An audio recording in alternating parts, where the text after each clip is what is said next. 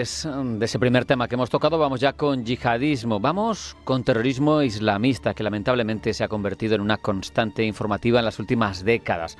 Un fenómeno complejo que exige otras formas para combatirlo, distintas a la del terrorismo tradicional, con una miríada de grupos, con distintas motivaciones, diferentes modus operandi, todos difíciles, eso sí, de combatir. Por eso hemos invitado para hablar de este fenómeno, para conocerlo más en profundidad, a Fernando Pinto Cebrián, que es coronel de infantería retirado, exmiembro del CNI, doctor en historia. No sigo que tiene un currículum prolijo y no acabaríamos nunca. Fernando, bienvenido, buenas tardes, gracias por acompañarnos. Buenas tardes. Lo primero sería saber, Fernando, ¿qué diferencia el yihadismo de los terrorismos tradicionales? Vale. En principio yo eludiría la palabra tradicional. En todos mis textos hablo más de viejos y nuevos terrorismos. Los viejos serían los tradicionales, que no hay nada en contra, pero prefiero lo de viejos, y los nuevos son los diferentes tipos de yihadismo. Entre los dos hay unas diferencias notables que afectan a la forma de actuar contra ellos y es necesario compararlos en principio para poder extraer algunas enseñanzas, puesto que del terrorismo yihadista no se sabe todo. Y hay unas diferencias básicas que establezco en el libro Terrorismo y Contraterrorismo en España, la experiencia, que se recogen en las conclusiones, en el capítulo 6, y llego a unas diferencias básicas de unas 15. Sin embargo, yo aquí ahora voy a citar solamente las más elementales en cuanto a su acción funcional. En primer lugar, la diferencia notable es el espacio geográfico. El espacio del terrorismo que llamaríamos viejo es un espacio local, regional, nacional o internacional entre algunas naciones, mientras que el espacio geográfico que abarca el terrorismo yihadista es global, mundial.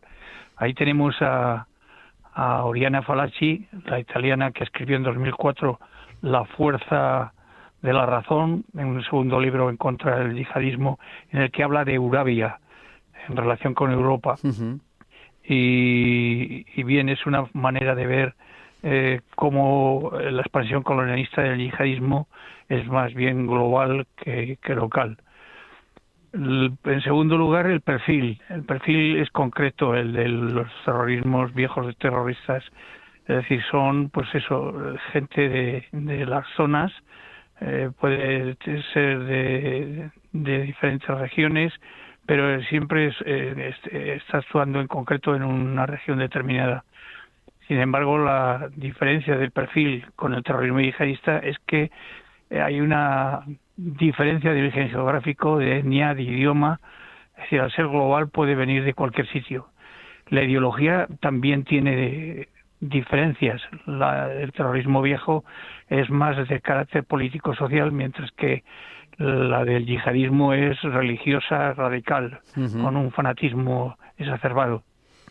Lo mismo también hay diferencia entre las estrategias, las tácticas y los procedimientos. Claro. Las mismas del terrorismo, el viejo terrorismo tiene pocas variaciones, salvo zonales, y sin embargo las del yihadismo son totalmente descentralizadas y se basa mucho en la ideología religiosa.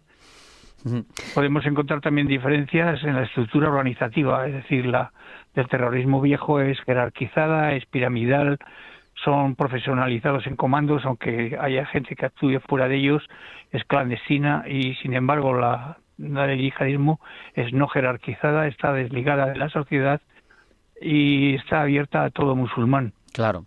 Podemos encontrar diferencias en otros aspectos, como son la estructura de apoyo, la logística, las armas y explosivos, la financiación, la propaganda, el tipo de propaganda que realizan, los tipos de acciones que son en el terrorismo viejo son selectivas.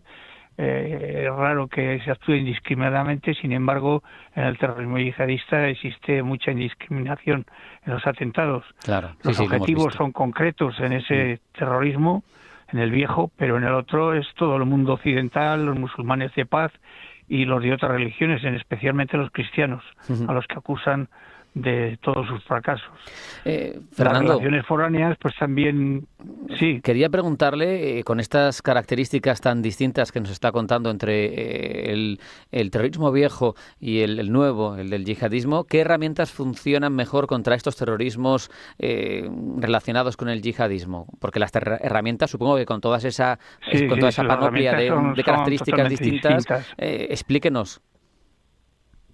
Bueno, en el caso del yihadismo vamos aprendiendo constantemente.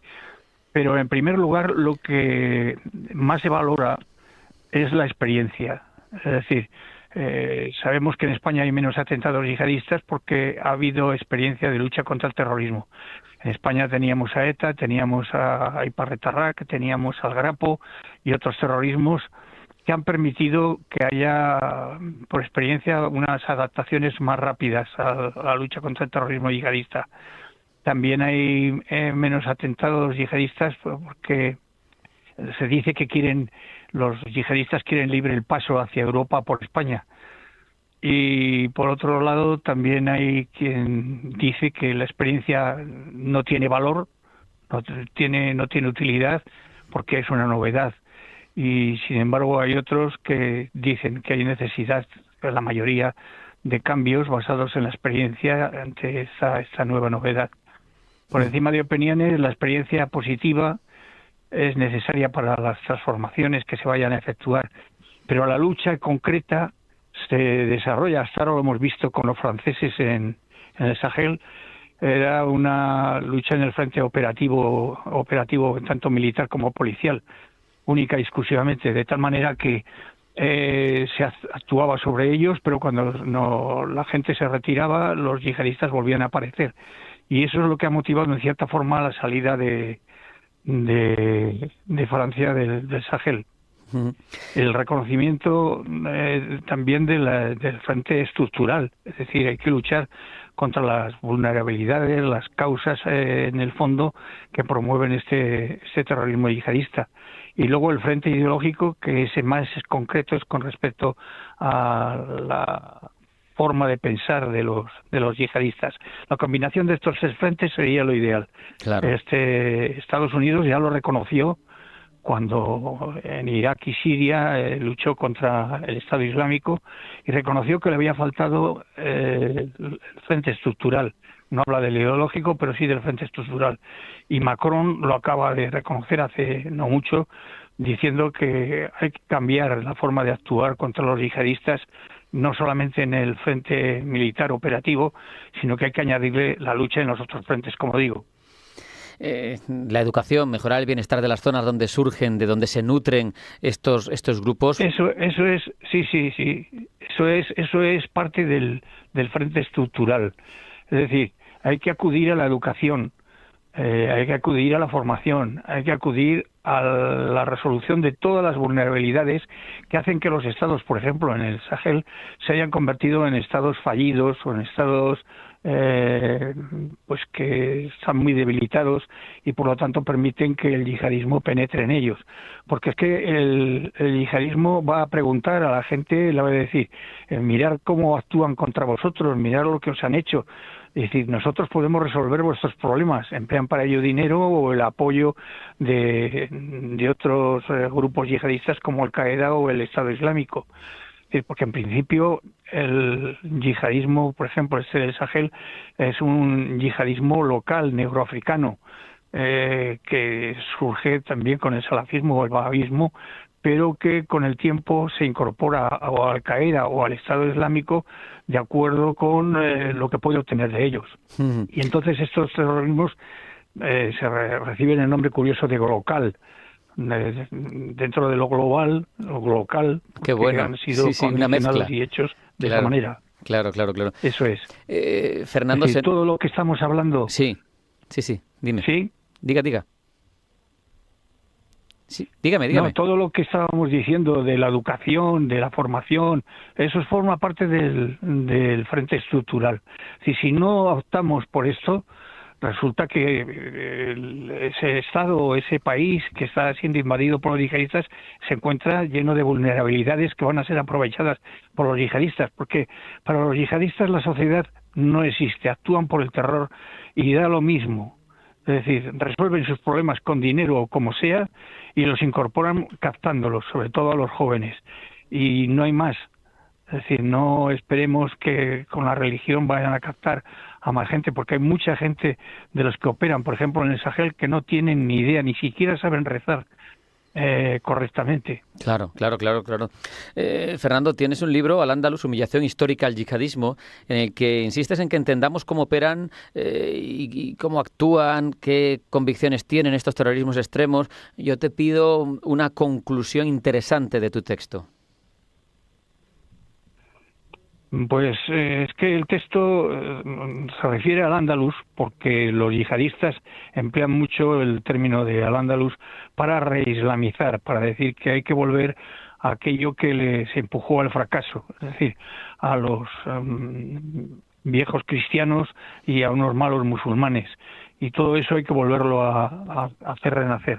Entonces el Andalus se convierte en un objetivo del terrorismo yihadista, pero no solamente como tal, sino como puerta de Europa o como puerta de entrada en otros países con relación al terrorismo yihadista. Entonces, conocerlos, pues por ejemplo, solamente en el Sahel, del último trabajo que estoy haciendo, hay unos 21 grupos terroristas.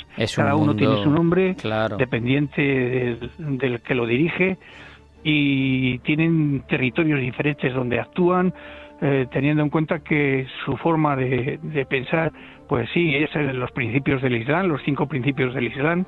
Hay chiitas también en algunos sitios, pero tienen unos rituales a lo mejor diferentes entre unos y otros, y lo que sí que hay es una lucha constante entre estos grupos por ver quién se hace con el poder dentro de Al-Qaeda o dentro del Estado Islámico. Y por eso seguro que tenemos mucha ocasión en el futuro, Fernando, de seguir hablando. Es un asunto complejísimo, largo y que necesita de expertos como Fernando Pinto Cebrián, coronel de infantería retirado y exmiembro del CNI. Fernando, un placer, muchas gracias. Un abrazo, hasta la próxima.